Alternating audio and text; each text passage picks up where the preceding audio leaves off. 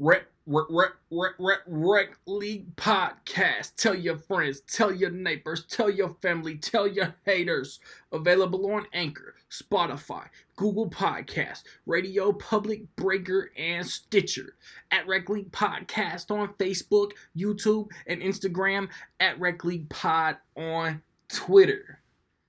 Episode 24 available now. Yo, whether you watching this from Facebook, Twitter, click the link in my Instagram, or YouTube itself. What up, world? So, I do this at the end of every summer and give you guys my 5 favorite movies that come out between this year, last year, that last weekend in April, usually the first weekend in May, and Labor Day weekend. That's considered the summer movie season.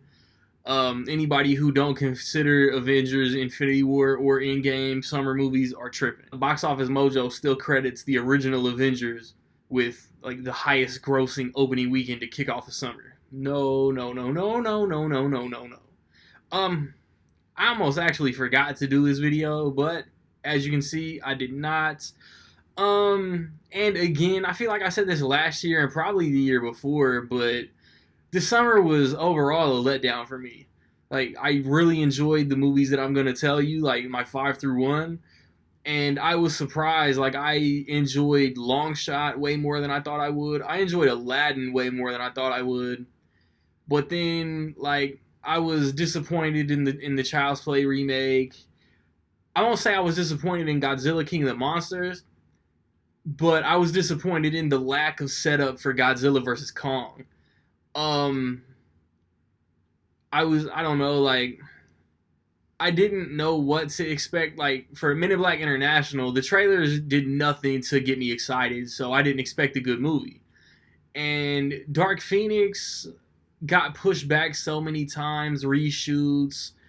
I don't know, like, everything you heard building up to Dark Phoenix was negative, and, like, I didn't think it was absolute trash, but it didn't even come close to the heights of First Class or Days of Future Past, let alone it's not as good as Apocalypse. So, I mean, there were highs and lows, but I just not enough highs to like say that this was a fun summer movie season. So at number 4, and like my 4 and 5, I said no, at number 4.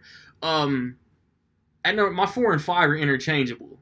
So at number 5, I got Spider-Man: Far From Home, and it improved on Homecoming in all the best ways a good sequel should.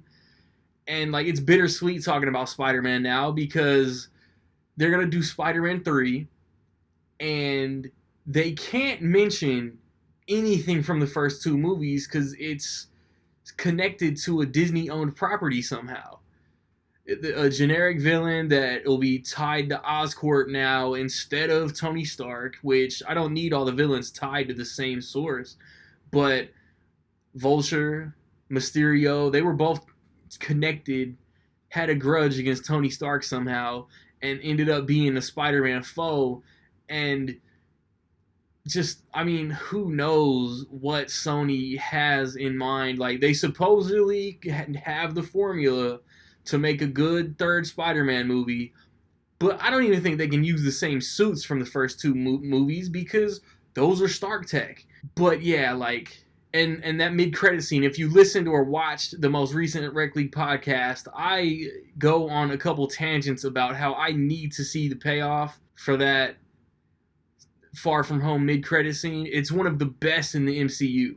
So, like, I pray that Disney and Sony can get back in the room and just hash out, come to some agreement to get us an MCU Spider-Man 3. And at 4, I got Toy Story 4, which, again, like I said, Spider-Man and Toy Story can flip.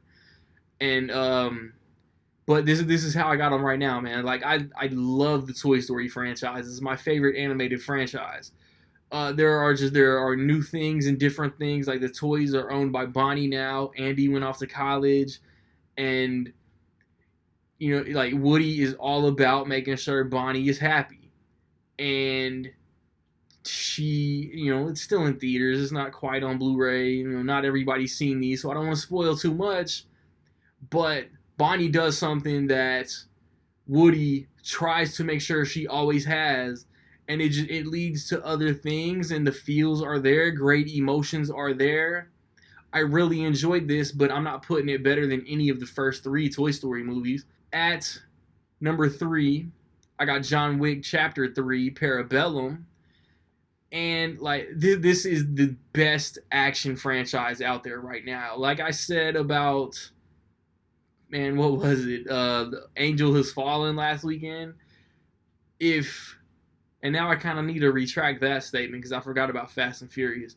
But yeah, like if you don't want your action movies to have superheroes or comic book mythology, the John Wick franchise is the best franchise out there. Like Keanu Reeves is great. Like this series taps into exactly what Keanu does best. Kill shots. Getting vengeance for dead loved ones and having every single assassin in this world coming for his head. And the 4th one comes out in 2 summers, and I cannot wait. At number 2, I got Once Upon a Time in Hollywood. And it's Quentin Tarantino, man. It was one of my most anticipated movies all year, and I loved it. It's 2.5 hours of just character build-up, story with a great third act, a straight Quentin Tarantino third act. DiCaprio kills it. Brad Pitt kills it. This is why I hate Twitter. Twitter focused on how the murderers were treated and not what was done with Margot Robbie's character. And that's part of why I love this movie. Like, I don't even care. Like it Chapter 2 in a week is about to be 2.5 hours long. The Irishman is 3.5 hours long that comes out on Netflix on Thanksgiving. All Tarantino's movies are this long, and I love sitting through all of them. And my favorite movie of the summer, man, like it wasn't obvious from jump, man. It's Avengers Endgame. I struggle. I kind of think that Infinity War might be the better movie, but I think that Endgame might be my favorite MCU movie for the payoff, for the big moments, the big epic moments that got me to cheer in the theater. Like the pacing is great. Like it doesn't feel like 3 hours. I still laugh at the humor, except for that stupid Die Hard being a time travel movie joke. There are things that I wanted that didn't happen, like Hulk and Banner agreeing to become Professor Hulk instead of just dialogue explaining what happened. The version of who got beat at the end might not have been the one I wanted, but I'm telling the payoff for all the characters was still great. Like I love this movie. Like I could watch this movie daily and not get bored. So man, what were some of your favorite movies this summer, man? Give me 5, give me 10. You rank every movie you saw this summer, man. Like it doesn't make a difference to me. I just want to know. Like there's a lot I didn't mention. There's a lot that came out. There's a couple, like I haven't seen Booksmart. It comes on Blu-ray within days, and I'm gonna blind buy it and try to watch it as soon as I can. I didn't get to see The Kitchen. I want to, even though the reviews that I saw weren't the greatest. And I think that's all that I wanted to see that I didn't get to.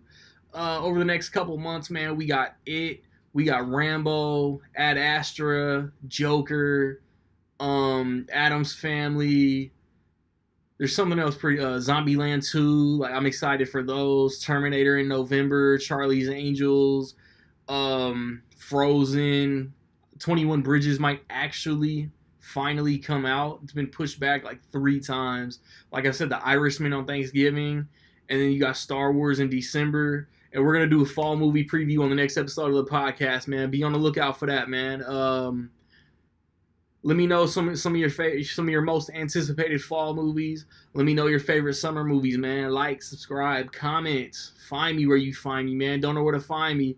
Watch these credits. Peace.